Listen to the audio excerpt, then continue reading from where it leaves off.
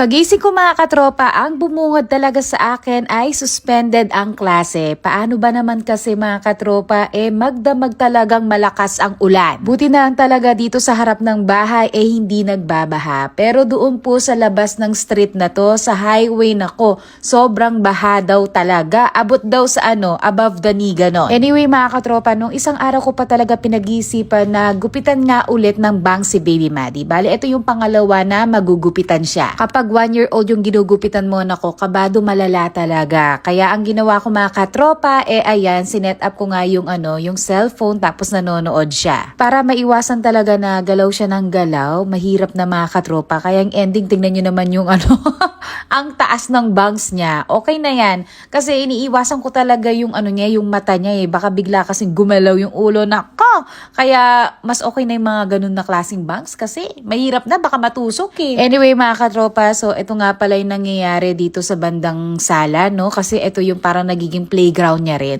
So yung mga sapatos niya dyan, nako, talagang kinakalat niya. Kinukuha niya dun sa mga shoebox na yon.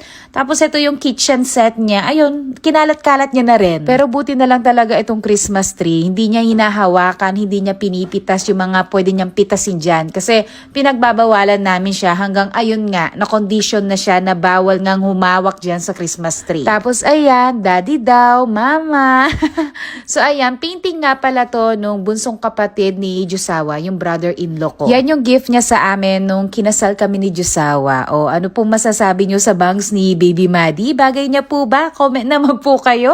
So ayan, i-flex ko na rin pala sa inyo tong painting nung brother-in-law ko. O ano masasabi niyo? Kamukha ba ni Jusawa? Kamukha ko rin ba yun?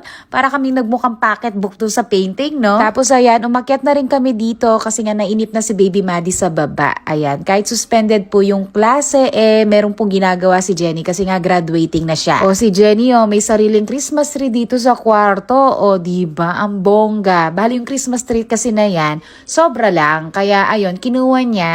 Tapos dito niya na nga i-decorate dito sa kwarto kasi medyo maluwang kasi yung space dito. Wala siyang ginastos dyan kasi yung mga sobra ko na pinang-decorate nga doon sa Christmas tree sa baba, ayun, nagamit naman niya. Anyway mga katropa, dahil nga walang pasok, so ayan, ipapalaundry ko to mga marurumi na namin na blanket. Ayan, medyo madami-dami to kasi matagal na rin talaga yung huling laundry ko kasi nga nakakalimutan ko talagang daanan doon sa labahan. At habang nagbibiyahe nga ako, ayun, palabas na nga ako doon sa kanto. 'Di ba sabi ko sa inyo, nagbabaha nga daw dun sa labas. Ang baha daw is parang papunta na daw sa bandang puwet. Kaya ayan, na-shock talaga ako mga katropa kasi lunchtime na kasi to, yung ulan tumigil na kasi yan na mga 8 AM onward. So nagulat ako kasi baha pa rin pala talaga sa labas. Hindi na ako dumaan doon. Ayan, nagre-route na lang po ako kasi itong kotse may kababaan kasi. Mahirap na. Yung last time kasi mga katropa, dumaan rin ako sa medyo baha nun. Ayun, kinabukasan hindi ko nagamit yung car kasi nag-lock yung handbrake niya.